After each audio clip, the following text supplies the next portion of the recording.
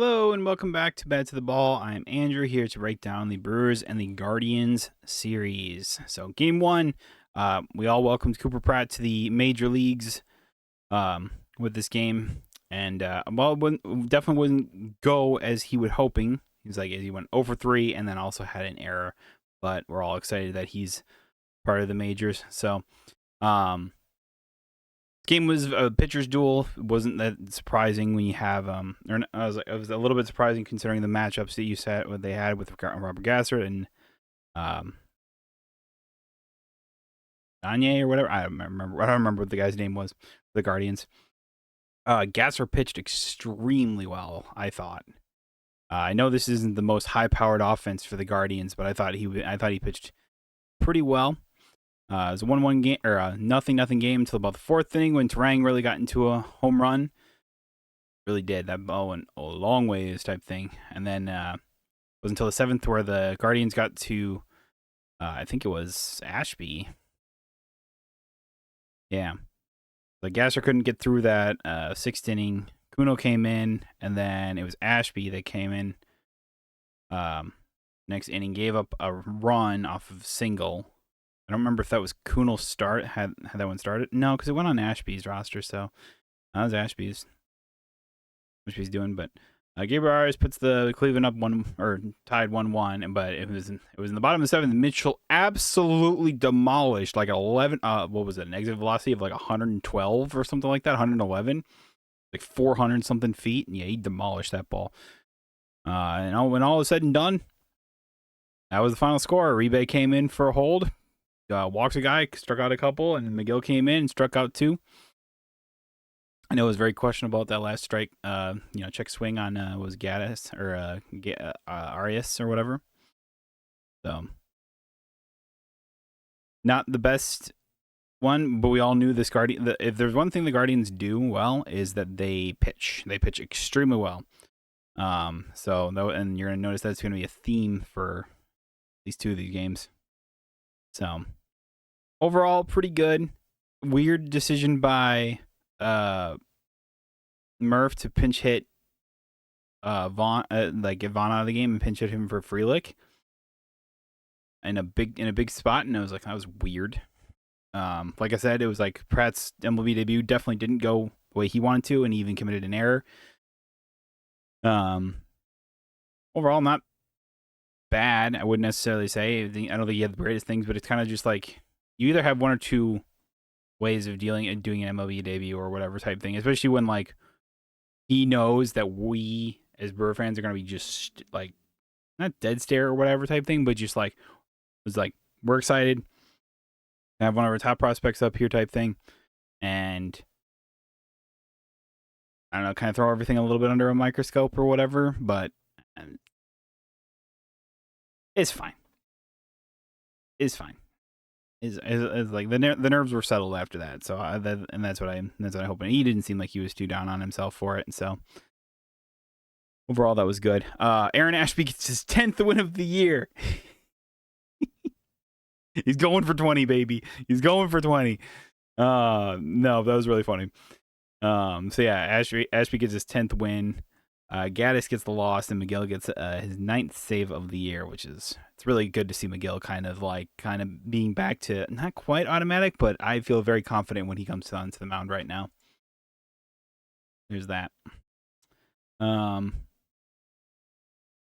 2, we got was it Drowan? No, it was Sprout. Oh, this was the Sprout game. That's right. I can remember that. It was Sprout versus Gavin Williams, and it went pretty well or whatever. It's like first inning, Yelich homers off of Gavin Williams. Gavin Williams has been arguably the best pitcher for, if not the best pitcher for, the Guardians.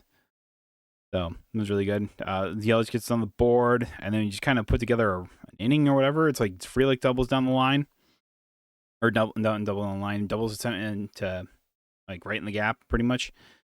Scores a couple guys. Same thing, and the Brewers just kept adding on over the next and then in the second inning, it's like Yelich got a single. There was a double by Terang. It's all of a sudden 5-0. And you're thinking like, oh, okay, Sprout's cruising and everything like that. All right, we're good. And then it was like then the fourth inning happened, and it just felt like Sprout just kind of lost his command, and maybe it's because of like the cramping issues, because he ended up leaving the game due to I think they said a cramp in his left hamstring. So it was unfortunate he gave up a grand slam before that to Daniel Schneemann. After I think walking a couple guys or whatever, he looked so good those first 3 innings. I don't know if the cramp was really affecting him. Did he lose his command? This is always the thing about Sprout. It's that he has like 3 solid innings, and then after that, the 4th inning comes around, and you're just like, "What the hell happened, dude?" He ended up leading the game. Patrick came in through 3 1/3 innings. It's kind of like this piggyback. I've never heard that term, but I was like, when I looked into what the idea of the piggyback starter is, it's kind of what Patrick's become, in essence. So I don't know. It's like, so Chad Patrick comes in, pitches 3 1/3 inning, strikes out 7. So he's looking like he's back to form or whatever. And those kind of like those last 2 outings, I just put him behind him, basically. But yeah, so all of a sudden it's 5-4. Brewers still have the lead or whatever. Churio continues his red hot hitting and hits his 10th homer in the next inning. After that, after David Hamilton gets on base, I can't remember if it was a via bunt or if that was a whatever. I don't remember, but either way, Hamilton got on. Churio homered after that, and it was just no looking back. It was like Vaughn doubles ground ball to left field, like that, and then Pratt gets his first RBI in the league and gets a single off to the right, and then Frelick scores. So Brewers ended up winning this game 9-4 off of a weird day, as like Gavin Williams gave up 7 runs. That just does not happen for a guy like him. It was actually kind of cool to watch this Espino or whatever kind of make his MLB debut against the Brewers there. I think he ended up striking out 2. I think it was like Mitchell was his first strikeout, and maybe it was Pratt. I don't know. I don't remember. Probably was. Was the second one, so that was kind of cool to see. He had some dominant stuff. He had like 100-mile-an-hour fastball, and he's just like, whoo. But reporting, like they were saying, it was like, oh yeah, he's had multiple like shoulder surgeries and everything like that. So it's cool to see a guy like that kind of, come around or whatever. So it's always fun to see guys that were maybe like, injuries may have derailed their career. Well, he's still here. He's still here in the majors, still grinding away. And then he finally makes it to the majors, and so awesome to see. So Brewers end up winning the series 2-2 up to there. Game 3 happens, and this was just a game of just like, the opportunities were there, and we just never cashed in. Really what it comes down to. Gary Sanchez gets us on the board with a single that was deflected by the second baseman. It kind of went like ricocheted into the field there. The Brewers take a 1-0 lead, but it wouldn't be long before David Fry hit homers off of Drowan, who was really struggling with his command into the end of the game. Parker Messick was dealing, so I was like, I think he went 6 innings from there. It was like it was a day of like just like unfortunate things. Could have been more. Like in that second inning, I know Bowers got thrown out at home because it was a ground ball to the third baseman. The third baseman just threw it home basically, and it's like it sounded like I was listening to the game because I was at work.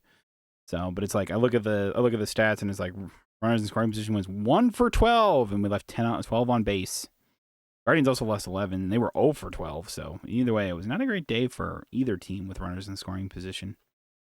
So, like Pratt gets a sac fly, Gary Sanchez scores in the 4th inning, and then it was that until Manzardo hit his 8th home run of the year. I think that was off of Kunal. So that was not great. And then the 7th inning, Grant Anderson comes in and just couldn't really get it working or whatever. It's like I think Rom came in for him afterwards type thing, and threw walks a guy, walked bases loaded, wild pitch, and it's like 1 run you could have done or whatever. Brewers had so many opportunities. Like the 7th and 8th inning, we had bases loaded, in 2 outs or whatever type thing with like a good hitter up at the plate. The 8th inning especially. Like I know Kate Smith was in to close out the game, but it's just like we had so many opportunities. Flush it, move on.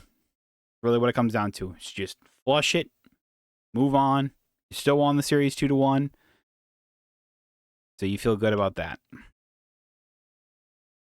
So like I said, it's like, well, the MLB debut for Pratt didn't go very well for him.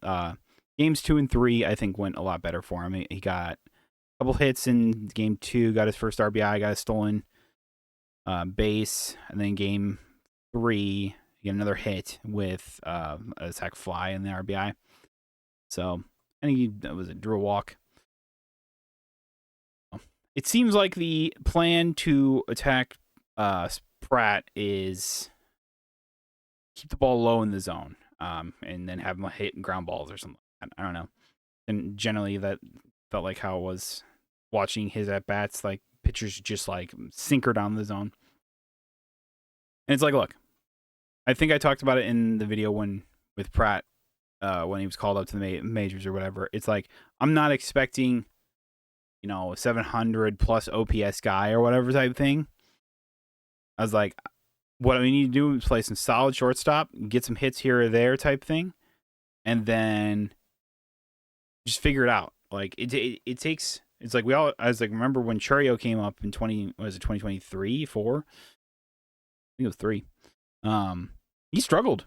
He struggled the first part of the season. It wasn't until towards I think it was the midway point or maybe a little before. It was like a little before or after, where then he seemed to kind of get it. Like he kind of understood how pitchers were attacking him type thing. He was playing better out defensively on the outfield type thing. And so rather than, Murph later on in the game pinch hitting for him, he instead left him in the game, and now he's basically developing into this really great star. And I'm not, and it's like, and I'm not saying like, oh, I expect Pratt to be like, like Terang or whatever, but I was like, I hope that he kind of has like the progression that Terang's been having, basically, where he's just been getting better and better and better every year, and every at bat, it's just like he's just gonna slowly figure it out. And I think considering the Brewers gave him a decent sized contract, they're feeling pretty confident that he's gonna do just that. Yeah, I mean, you won 2-1 over the Guardians. You feel good about that. So this weekend we are going up against the Braves. So this is a big series considering these are both 2 first place teams in the Central and the East. The thing about this is that remember of the 3 division winners, the one that has the lowest wins ends up having to play in that wild card game. Brewers are obviously trying to avoid that game because we know this pain that can be playing in those ones. So while it's still early-ish into the season, it's like we're like Brewers got 45 wins, Braves got 46 wins. Not that much of a difference. I think the Dodgers have like 48 wins, so it's pretty close. But you want to try and take these games as much as you can and take them seriously, and that's why I think that Murph said, "Oh, Miz, we need you pitching against Atlanta. We don't care about you pitching against the Guardians." So they delayed his start, had Drowan start in front of him. So it'll be Jacob Mizorowski versus is this Martin Perez? I think initially they had it slated as Chris Sale, which I'm just like, Chris Sale versus Miz sounds really good. So they got this Perez day. Well, really good numbers. 2.90 ERA, 5 and 3 innings. How many games has he started? Oh, he's been around a while. Looks like 10 starts. But he's 14 games, 62 innings. Okay, fair enough.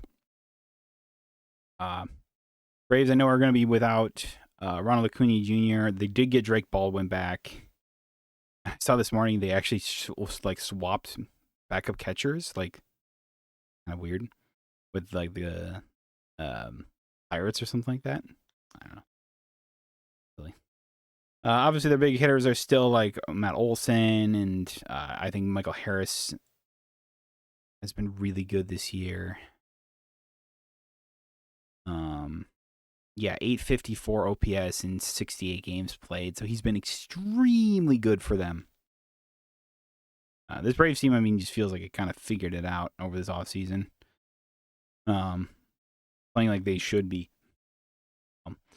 See what they can do. Miz Rouse, let's see what Miz can do with shutting down this lineup. Just like them. Hopefully just like he did the Phillies. Maybe not, complete game 15 strikeout game, but just like just do his normal thing. Game 2 is Kyle Harrison versus Chris Sale. This will be a game of really interesting from two really dominant lefties on the mound. So it's going to be really interesting. It's like Chris Sale doing what Chris Sale does, man. So that'll be interesting. And then game 3 will be, it has slated as Gasser versus Elder. Is it Bryce Elder in the last one who was having a really good year? And I'm curious. So 15 starts. Okay, I mean, yeah. 3.15 ERA. Yeah, I mean, not bad.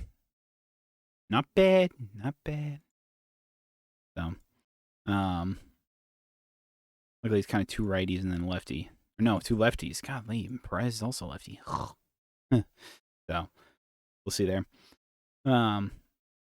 Gasser, I think, pitched extremely well against the Guardians. So I'm kind of hoping that he'll do the same thing for the pitching against the Braves. Like I know I said it earlier as well, but it's just like I know the Guardians aren't the most high-powered offense. I know they're dealing with a bunch of injuries. We were fortunate enough to miss Jose Ramirez. Unfortunately, he is down with the hamate bone thing, similar to what Andrew Vaughn was earlier this year. So it was like Ramirez. I think it was the water got put on the IL during that time. So, yeah, they're going through it a little bit type thing, so. But overall, Brave Series is big. Brave Series is big because you're going to face them 3 more times. Obviously, this one's in Atlanta, so it's going to be a little tougher. I'd love to be able to take 2 out of 3, but that's going to be real hard. And the thing is, I think it really comes down to this first game. Miz can hold this Braves lineup down, basically, and the Brewers offense can get a little something going. Type thing, a few runs here or there. Might be all it needs. Chris Sale versus Harrison is going to be super interesting tomorrow.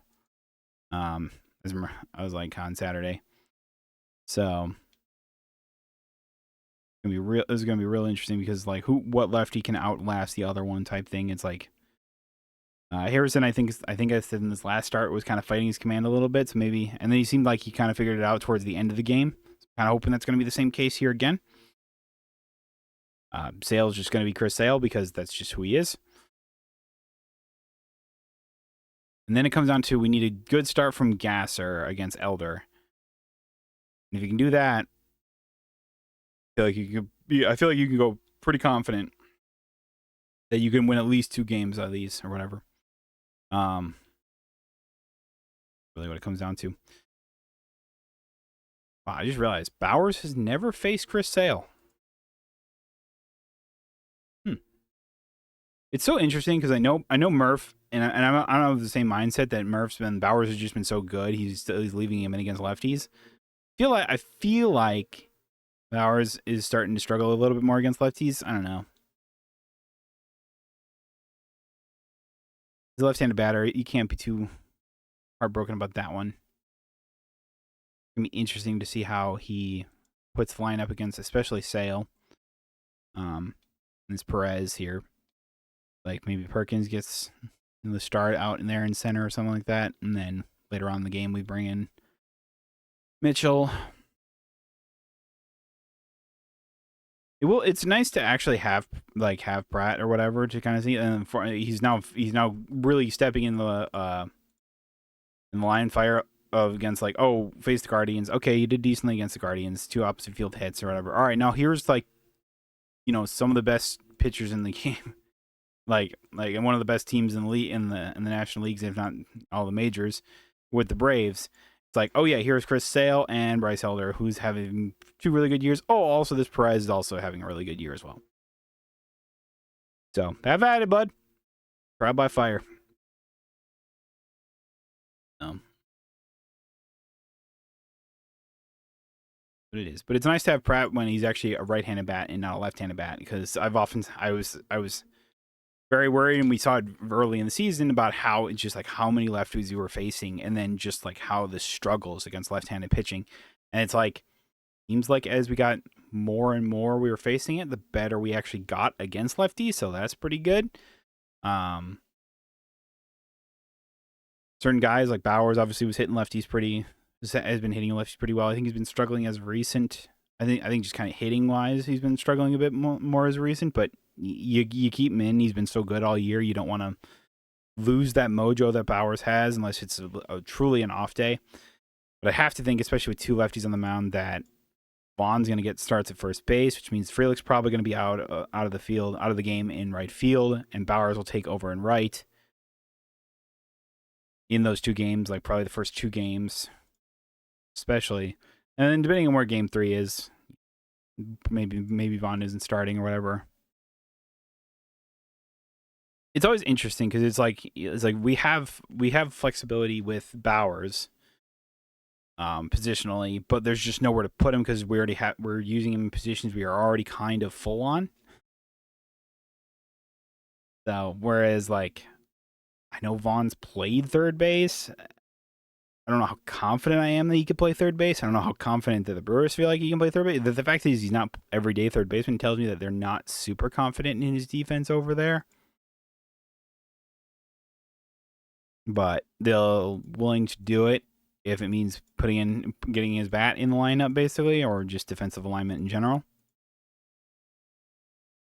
And so I just don't think Murph wants to do it for more than like a couple innings, though.